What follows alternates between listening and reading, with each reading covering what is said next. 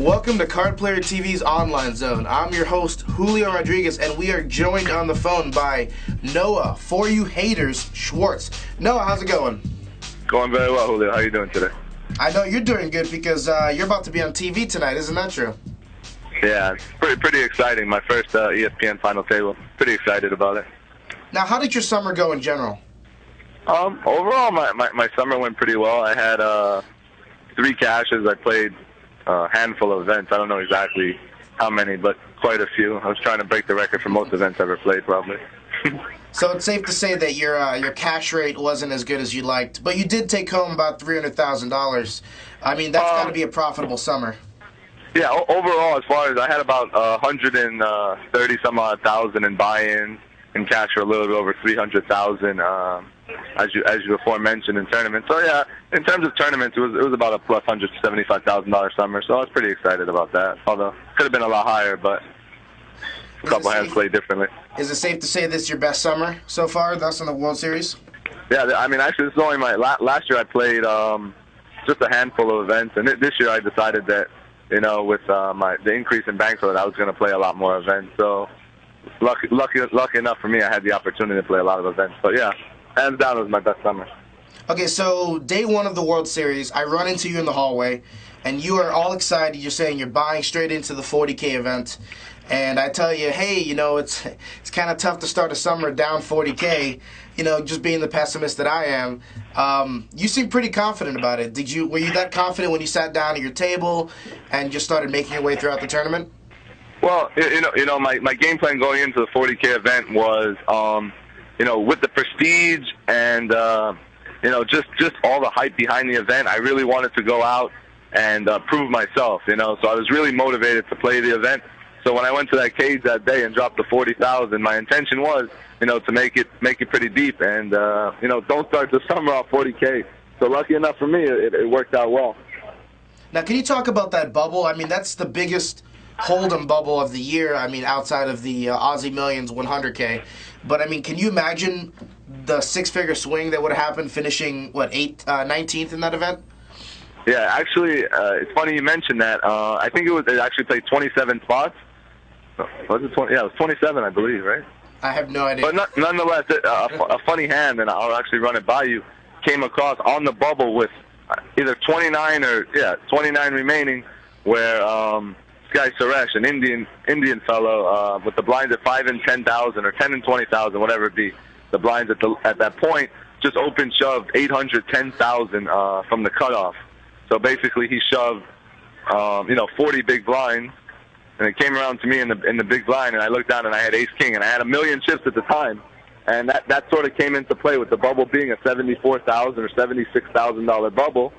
What do I do in this spot? Because if I call and I don't win a race, or I'm complete, if I'm really dominant, which I didn't think I was, I was going to be in bad shape, and I might not even make the money. So it really came into play, and I decided, at that point to fold Ace King, and Suresh actually showed 2 queens, which was a kind of odd play, but I just think that he didn't know how to play the hand, so he decided just to open shove in that spot. So. Well, maybe he was scared as well. He just wanted to make the money and not get into a coin flip himself. Yeah, and actually I caught up with him a little bit later, and he told me that he was put into the event, and, he was really looking forward to cashing. So, I mean, I guess that could have came into play. Absolutely. All right, so you make the final table. I mean, things don't really go your way, but, you got to be excited about making this, one of the few broadcasted events during the World Series. Yeah, as far as making the final table, and I don't know, it's pretty well documented. When we were 12-handed with the blinds at 20, 40,000, SB Rugby just open shoved the button with 6-7 offsuit. So he shoved 20 big blinds, just about. And then Alex Torelli came over the top from the small blind for $2.4 million. And then I looked down in the big blind, and I had 2 queens, and I had $3.3 million chips at the time. So I was really put in a tough spot. But the way the hand played out, obviously I called, and Torelli ended up hitting quads. So I entered the final table, with only 800 or 900,000 chips. Which, if I win that hand, I enter the final table with $7.5 million, an overwhelming chip leader. So I mean, that was kind of really demoralizing. But for me to make it, it was huge because the year before I actually bubbled the ESPN final table when I came in 11th, and it was a Helmuth final table. And so that was really tough for me. So my main goal, after I was short, was just to kind of hang on and make this final table because, it's huge. It's a big final table to make. Now, it sounds like you're hyping up the fact that you were able to make the TV final table, but let's not forget that you're no stranger to television yourself, having made a WPT final table. Can you talk about the difference between, the WPT and the World Series final tables? Well, with the WPT final table I made in Borgata, obviously it was a lot larger of a field and certainly a lot softer. But, making this 40K final table with the cream of the crop, every big name in poker, it just really kind of solidifies, kind of where I'm going in poker. And it was just a really big step for my career. So making the 40K final table, certainly meant a lot more to me than making the WPT final table. Now, what about the differences in, production? With the WPT, it's almost as if it's a game show, whereas in ESPN is trying to make it more of a sport atmosphere.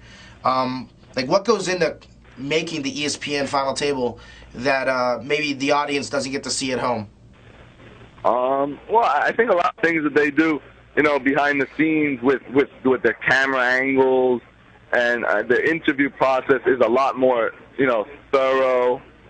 But I mean, as far as the production of the show that people don't get to see behind the scenes, I think it's pretty, straightforward, in my opinion.